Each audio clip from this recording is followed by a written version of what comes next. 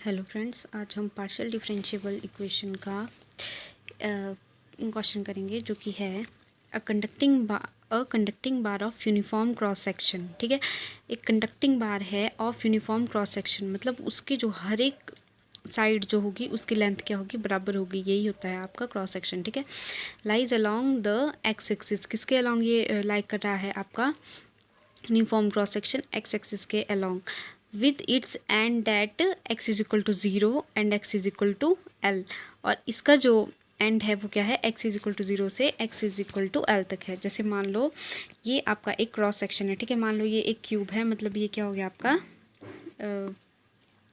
Uniform cross section आ गया, क्योंकि इसकी हर साइड की लंबाई मतलब हर तरफ से इसकी जो लेंथ, हाइट, ब्रेड्थ सब कुछ क्या है, बराबर है। ठीक है, अब कहाँ से स्टार्ट हुआ था, ये स्टार्ट हुआ था आपका x इज इक्वल टू 0 से लेकर x is equal to l तक, और ये क्या है, अलोंग x एक्सिस है। ठीक है, अब यहाँ नेक्स्ट बोला है देयर आर नहीं the literal surface is insulated. इसका जो लिटरल सरफेस है, लेटरल सरफेस, वो क्या है, इंसुलेटेड है।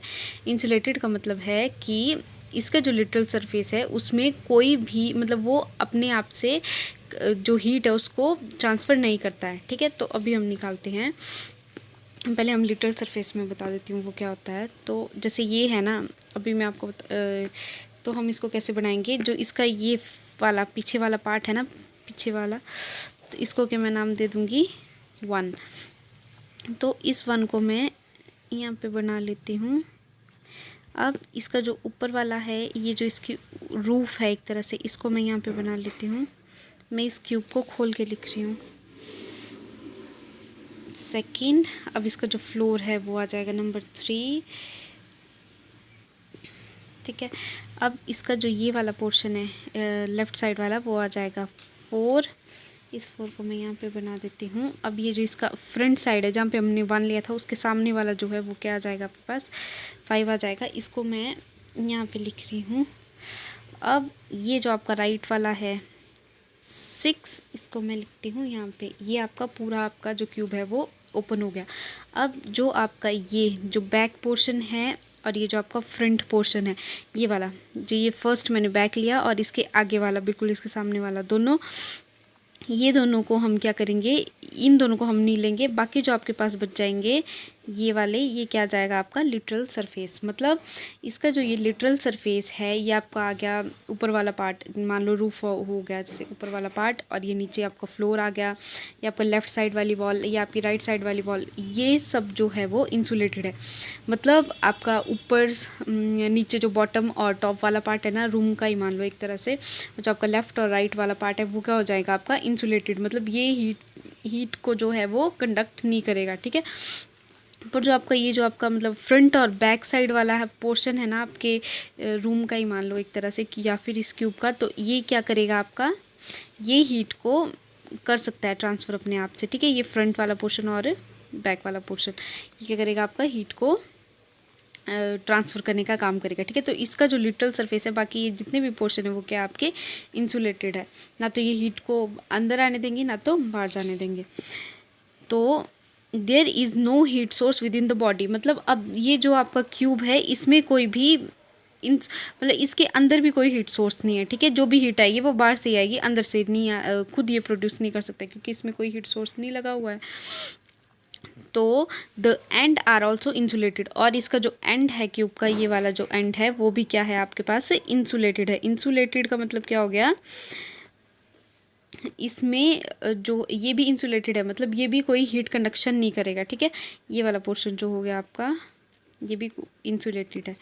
तो the initial temperature is Lx minus x square. इसका जो इनिशियल टेम्परेचर है वो क्या है, यहाँ पे जो इसका इनिशियल टेम्परेचर मतलब जब स्टार्ट आप करोगे ना, तो मतलब टाइम पे जब आप मतलब एक तरह से t=0 पे जब आप स्टार्ट करोगे टाइम 0 पे, तो आपका इनिशियल टेम्परेचर कितना बता रहे हैं, LX minus x square initial temperature बता रहे हैं। और x क्या है यहाँ पे, वो 0 से L तक है, ठीक है।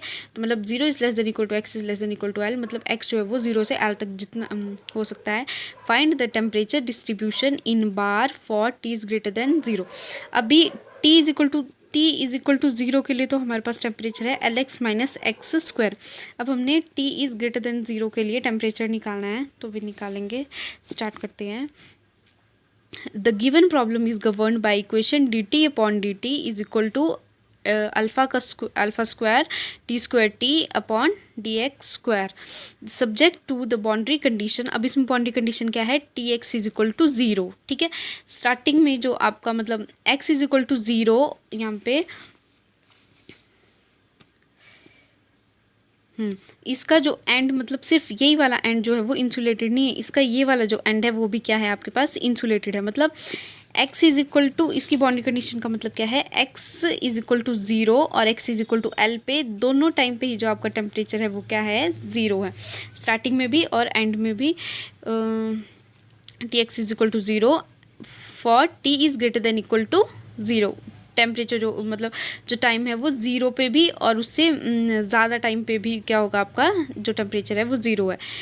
Tx0 is equal to LX minus x square. मतलब स्टार्टिंग में जो आपका टेम्परेचर था जब टाइम 0 था तो टेम्परेचर कितना था, LX माइनस एक्स स्क्वायर, और x कहाँ से कहाँ तक है, 0 से L तक। Using the variable separable method. Variable separable का मतलब होता है वेरिएबल्स को सेपरेट करना। जैसे मान लो अगर मैं लिखती हूँ x D Y is equal to Y D X, तो अगर वेरिएबल सेपरेट करने हैं तो मैं लिखूँगी D Y upon Y is equal to D X upon X. मतलब वेरिएबल्स को सेपरेट करना है, सेम वेरिएबल्स को एक साइड करना है। Variable separable method the physically meaningful non trivial general solution is. Non trivial general solution is. अब non trivial का मतलब होता है नॉन ट्राइवियल सॉल्यूशन में एटलीस्ट एक जो होगा वेरिएबल वो 0 नहीं होगा। जैसे मान लो अगर मैं लिखती हूँ x plus 5y is equal to 0, तो अगर इसकी वैल्यू 0 कब आएगी, जब मैं x की जगह भी 0 पुट करूँगी, y की जगह भी 0 पुट करूँगी, मेरा आंसर कितना आ जाएगा, 0।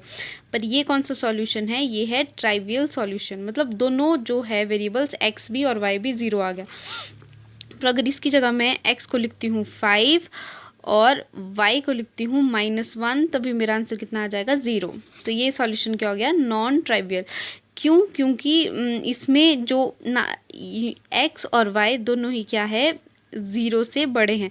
पर ज़रूरी नहीं कि दोनों ही 0 से बड़े हों, एटलीस्ट एक को 0 से बड़ा होना पड़ेगा नॉन ट्राइवियल सॉल्यूशन के लिए। तो using the variable separable method the physical meaningful non trivial general solution is txt is equal to a cos of lambda x plus b sine of lambda x e raise to power minus alpha square lambda square t।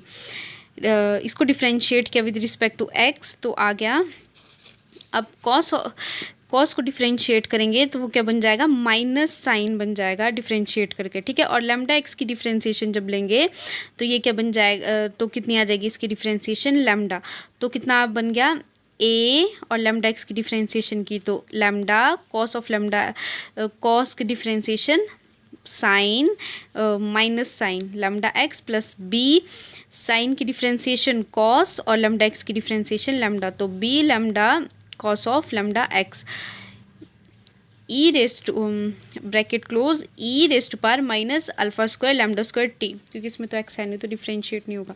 अब boundary condition क्या थी हमारे पास, temperature जो है वो 0 होगा x is equal to 0 पे भी और x is equal to L पे भी, ठीक है। मतलब दोनों तरफ ये क्या है, इंसुलेटेड है।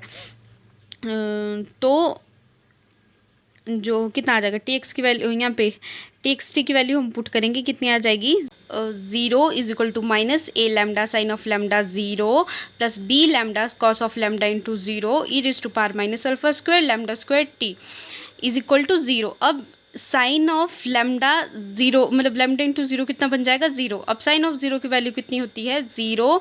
अब जब ज़ीरो को ए लैम्डा के साथ मल्टीप्लाई करेंगे तो वो भी कितना बन जाएगा 0। तो इसको लिखेंगे नहीं, हम किसको लिखेंगे, इसको 0 is equal to B lambda E raise to power minus alpha square lambda square T. अब जो lambda E minus alpha square lambda square T है ये 0 नहीं हो सकता है, तो कौन 0 होगा फिर बी, क्योंकि दोनों में से एक को तो 0 होना पड़ेगा, तो ये तो 0 है नहीं, तो बी 0 बन जाएगा। ठीक है, अब बी की जो वैल्यू 0 है वो करेंगे हम यहाँ पे पुट, और एक तो हमने x इज इक्वल टू 0 तो हमने वैल्यू पुट कर दी, अब हम क्या पुट करेंगे x is equal to L, तो यहाँ पे x is equal to L put करेंगे, और जो आपके b की वैल्यू उसको भी 0 पुट करेंगे तो कितना आ जाएगा, अब t भी कितना आ जाएगा, tx जो है वो 0 है x is equal to L पे, तो इसको भी पुट करेंगे, कितना आ जाएगा फिर 0 is equal to minus a lambda sine of lambda L plus b lambda cos of lambda L e raise to power minus alpha square lambda square T.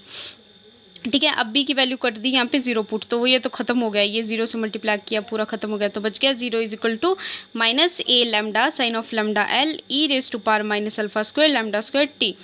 अब जो e raise to power minus alpha square lambda square t, ये भी 0 नहीं हो सकता है, ना तो ये ए 0 होगा, ए लैम्डा 0 होगा, तो हमारे पास क्या बच जाएगा, अकेला साइन ऑफ लैम्डा एल वही इक्वल टू 0 हो सकता है, इसको पूरा 0 बनाने के लिए। ठीक है, ए 0 इसलिए नहीं होगा क्योंकि हमारे पास बी 0 आ चुका है। नॉन ट्रिवियल सॉल्यूशन में एटलीस्ट दोनों में से एक को तो 0, दोनों में से एक तो 0 से बड़ा होगा, तो अब बी तो 0 हो गया, तो मतलब ए जो है वो 0 नहीं है, तो इसको भी हटा के साइन ऑफ लैम्डा को 0 करते हैं। अब साइन 0 कब होता है एन पाए पे, तो यहाँ पे वैल्यू पुट कर दी साइन 0 की, तो कितनी बन गई एन पाए, तो lambda L is equal to n pi, और लैम्डा की वैल्यू कितनी आ गई एन पाए, और ये एल इधर मल्टीप्लाई करा था, इधर डिवाइड करेगा, तो लैम्डा की वैल्यू कितनी मिल गई, लैम्डा की वैल्यू मिल गई एन पाए एल। अब सब जगह लैम्डा की जगह जो है वो ये जो इक्वेशन है, यही जो इक्वेशन है हमारे पास, इसी में ही पुट करेंगे लैम्डा की वैल्यू एन पाए। ठीक है, तो कितना आ जाएगा, using the value of lambda and the principle of superposition we get the required answer. ठीक है, अब T x t is equal to कितना आ जाएगा, ए की जगह a n cos of lambda की जगह n pi L x expression of minus alpha square lambda की जगह एन स्क्वायर, लैम्डा स्क्वायर था ना तो N square pi square L square into T आ जाएगा। Now using the initial condition, जो इनिशियल कंडीशन में क्या पढ़ा था हमने कि जो इनिशियल कंडीशन पे जो टेम्परेचर है वो कितना था, टी इज इक्वल टू 0 पे L x minus x square. अब वही वैल्यू पुट करेंगे यहाँ पे, तो कितना बन गया L x minus x square, a n as it is cos of n pi upon L x expression of minus alpha square n square pi square L square divided by L square, और t की value temperature जो time क्या था उस time पे 0 था, तो 0 put कर दिया। अब 0 से इस पूरे को, जब 0 से इसको मल्टीप्लाई करेंगे तो ये कितना बन जाएगा 0, तो इसको नहीं 1 बन जाएगा। E raise to power n, मतलब अगर ई की पावर 0 होगी तो वो किसके बराबर होता है 1 के बराबर, तो ये कितना बन जाएगा 1 बन जाएगा। तो 1 से जब इसको मल्टीप्लाई करेंगे तो यही आएगा, तो यहाँ पे आ गया है। ठीक है, अब ए एन की वैल्यू कितनी होती है 2 upon L 0 to L integration L x minus x square cos of N pi X D X, ये आ जाएगी। अब ए एन की वैल्यू को पुट करेंगे यहाँ पे तो कितना आ जाएगा T x T as it is equal to N, A N की value 2 summation of N is equal to 1 to infinity 2l 0 to l integration L x minus x square cos of N pi L x D x, और इसकी value इसके बाद क्या आ जाएगा cos of ये n pi L x expression of alpha square minus alpha square n square pi square T square T upon L square, ये required answer. Thank you.